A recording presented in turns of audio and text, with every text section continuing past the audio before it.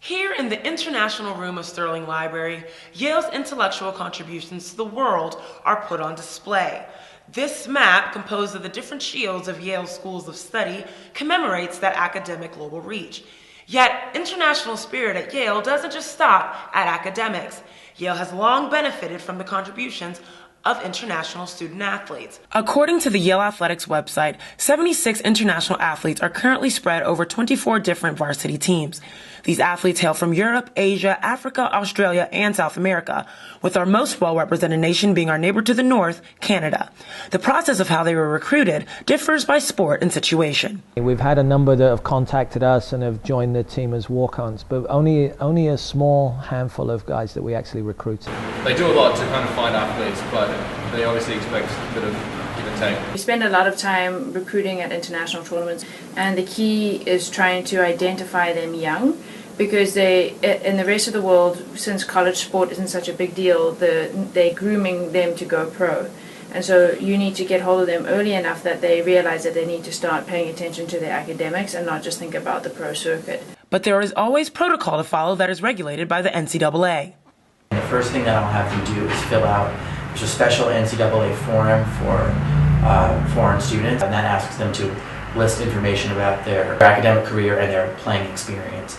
That is usually the first step. From there we get a sense of what kind of athlete that student is, what levels of competition they've been in. Once we get that form, then we evaluate that and move forward. If we have any questions, we clarify that with the coach. Why would a coach go through all of this trouble? Coaches say they appreciate the diversity of experience and style international players bring. Soccer-wise, they grow up in a soccer culture, so they grow up immersed in the game and have a slightly different orientation to it. It's actually really helpful because you have different game types for your kids to compete within.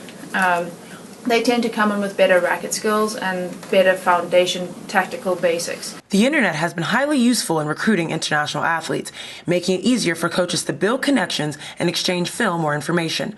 Through Facebook and the recruiting link on the Yale Athletics website, pursuing an athletic career at Yale from anywhere in the world is simpler than ever before. They'll send us an email with all of their academic background, and now it's also with the quality of video. That's really helped a lot. So we've been able to have some pretty good results. Certainly recently, with hearing from recruits via the internet. We have a lot of connections with club professionals, teaching professionals, playing professionals all over the world, and clearly the internet's changed all that so much, right?